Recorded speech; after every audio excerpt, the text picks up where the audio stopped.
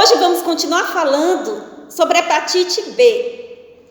Então, a infecção crônica pela hepatite B, ou seja, essa infecção que o paciente já tem há vários anos, ela resulta da interação entre a multiplicação do vírus da hepatite B no corpo desse paciente e a resposta a resposta do corpo desse paciente a essa multiplicação de vírus que está tendo ali dentro do corpo. Ou seja, por exemplo, essa infecção, ela vai depender da imunidade do paciente, vai depender de saber como que esse vírus está se multiplicando, se ele está em grande quantidade, o vírus ali no corpo daquele paciente, ou se o paciente tem uma baixa quantidade de vírus e se o paciente está multiplicando pouco. E aí, a história natural da infecção pela hepatite B, ela tem 5 fases. E cada uma dessas fases vai depender da presença do HbA1c, que é um exame de sangue da hepatite B que nós fazemos. Também depende da quantidade de vírus que tem no sangue desse paciente, ou seja, da carga viral, e também de como que está a função do fígado desse paciente, que nós avaliamos por esse exame aqui, ó, ALT, que é o TGP, como os pacientes conhecem. Então, nós vamos falar sobre essas 5 fases da história natural da infecção pela hepatite B. Então, essas fases, nesse novo protocolo do Ministério da Saúde, elas são divididas. Essas 5 fases são divididas em 2 grupos.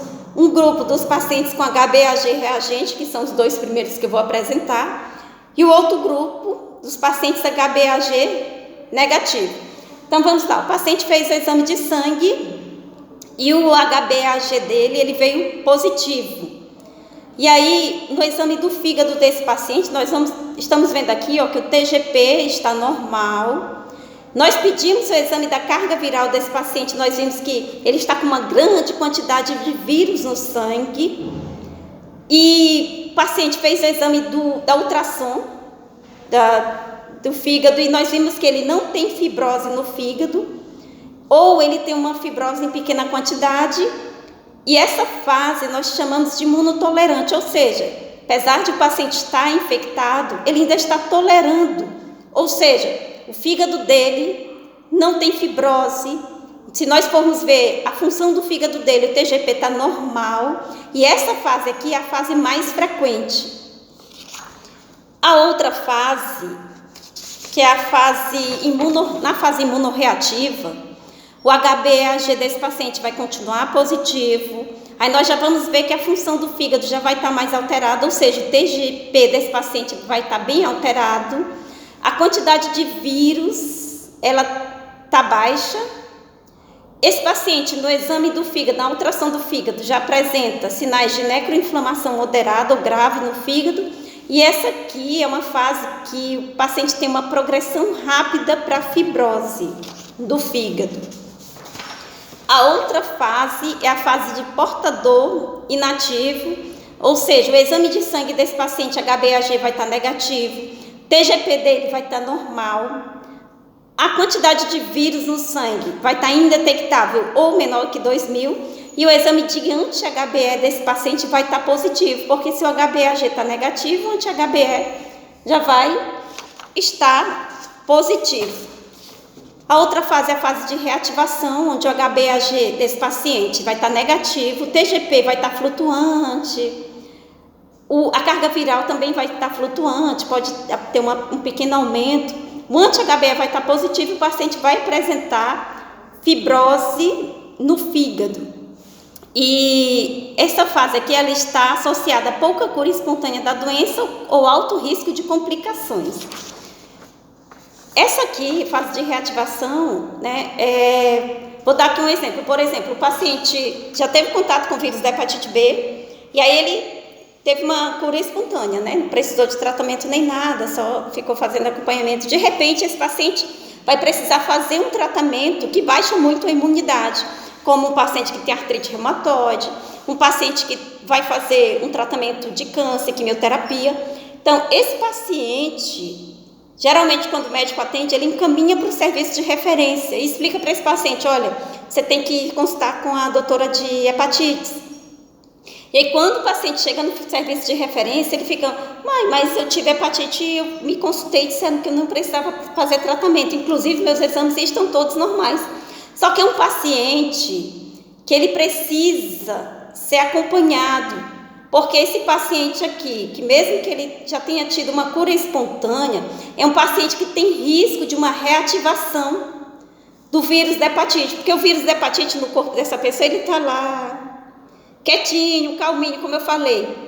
A infecção crônica pela hepatite B, ela depende de como é que está a multiplicação de vírus e também da resposta do hospedeiro. Então, enquanto essa pessoa estava com boa imunidade, o vírus da hepatite, ele estava lá, quietinho. Mas aí, quando a imunidade da pessoa baixou, ou por causa de um uso prolongado de corticoide em altas doses, ou por causa do tratamento de quimioterapia, ou por causa também do tratamento com medicações que diminuem a imunidade, como o tratamento da artrite reumatoide, o vírus apareceu. Estou aqui! E aí, quando o vírus apareceu, ele começou a causar graves complicações nesse paciente. Por isso que é importante continuar fazendo o acompanhamento. E por isso também que o médico que atende o paciente, ele encaminha para o serviço de referência para que o paciente faça alguns exames para saber se esse paciente vai precisar tomar alguma medicação para evitar que ele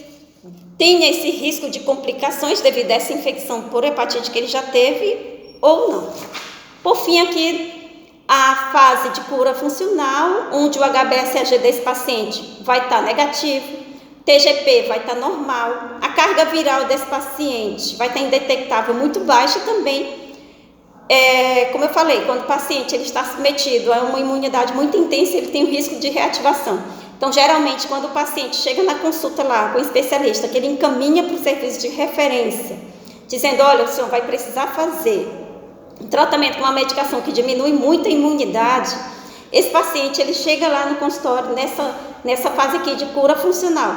E o que se pretende com esse paciente quando se encaminha para o serviço especializado é que ele chegue nessa fase de reativação, porque ele já tinha tido a cura espontânea, e aí o médico que está atendendo sabe que a medicação que ele está prescrevendo vai baixar muito a imunidade. Então a preocupação dele é iniciar esse tratamento e o paciente aumentar tanto a quantidade de vírus no sangue e desenvolver sintomas de cirrose, outras complicações que esses pacientes podem apresentar.